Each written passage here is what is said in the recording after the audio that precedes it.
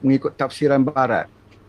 Bagi barat dia lain tafsiran liberal. Sebenarnya dalam Islam ni dia ada keterbukaan yang kita tafsirkan juga sebagai liberal.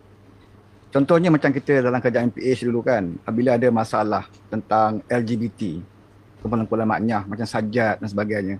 Kita tangani dia dengan cara pendekatan, kita jumpa dia, kemudian kita ambil tahu tentang masalah penyelesaian kan. Dan orang tafsirkan itu adalah liberal. Liberal cara barat lah. Maknanya kerajaan PH ni, nak berkawan, nak merestui, nak restu kepada LGBT. Sampai kepada waktu PH dulu kita berikan zakat kepada satu pusat yang memberi motivasi kepada kaunseling kepada kumpulan LGBT ni. Maka dia spin. Dia kata kerajaan PH ni mengiktiraf LGBT sampai nak bagi zakat pula kat dia. Yang sebenarnya kita bagi itu kepada pusat yang mengadakan kaunseling. Maka dia dianggap sebagai satu badan yang salah satu asnaf lah, maknanya buat fisabilillah. Kan? Orang yang cuba untuk memperbetulkan balik golongan-golongan LGBT ni.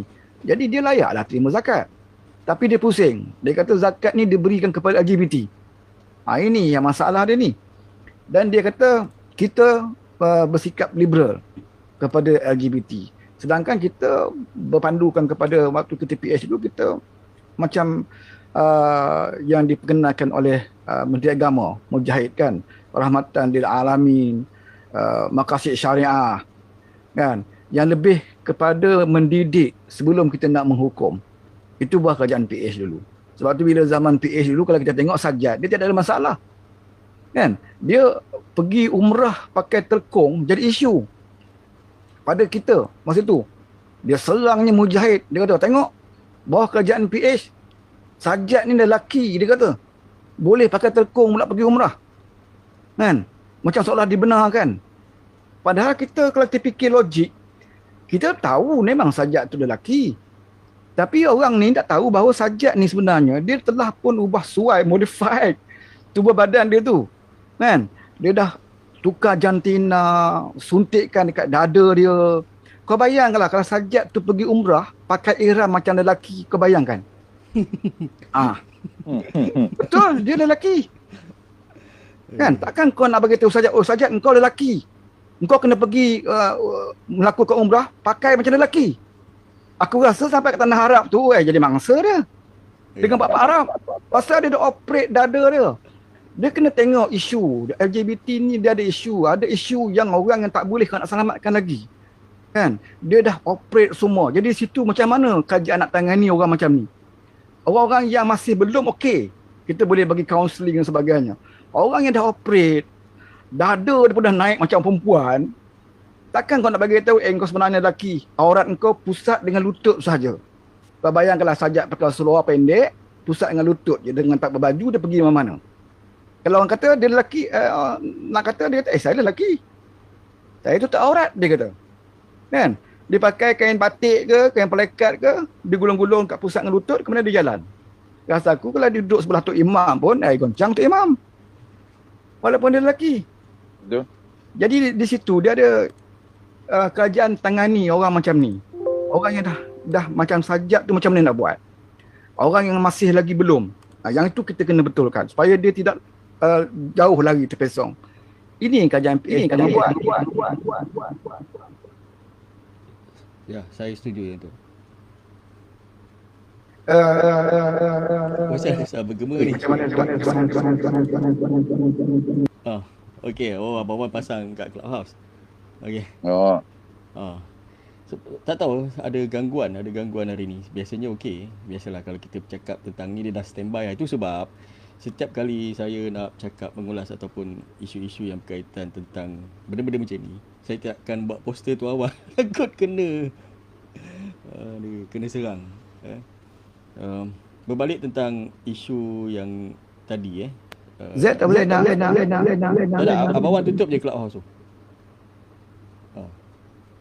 Okey, itu sebab bila kita pun pelik juga baru-baru ni ada jemaah haji kita ni yang kena scam, yang melibatkan saya ingat hampir 1 juta lah, ratusan ribu, 700 ke 800 ribu lebih jemaah haji kita ni yang tidak dapat menunaikan haji uh, sebab kena scam lah.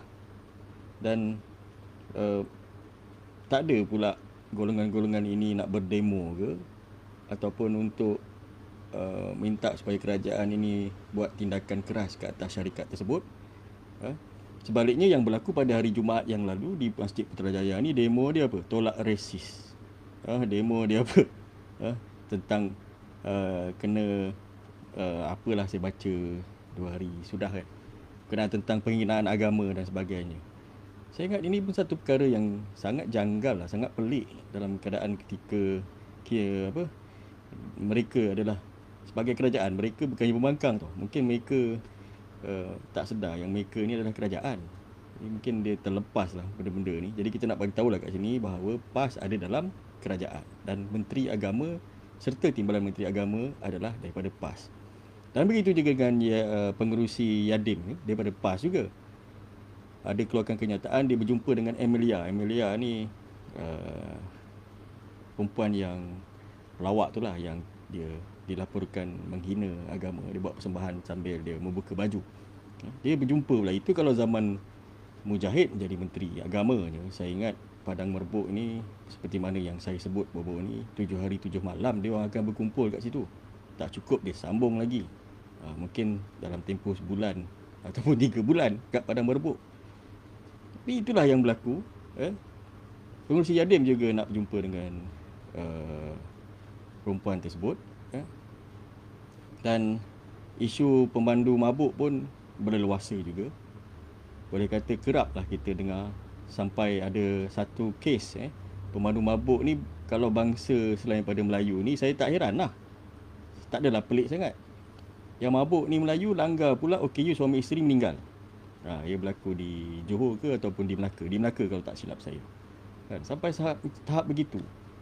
Kalau itu berlaku di zaman Pakatan Harapan, sewaktu Dr. Mujahid menjadi Menteri Agama, saya ingat benda tu dah menjadi satu cetusan ke arah perkauman dan juga keagamaan. Jadi hari ini berlaku ketika ini yang mabuk tu adalah Melayu, dia dilanggar pula OKU, dua-dua meninggal suami isteri. Ini perkara yang bagi saya sangat menyedihkan.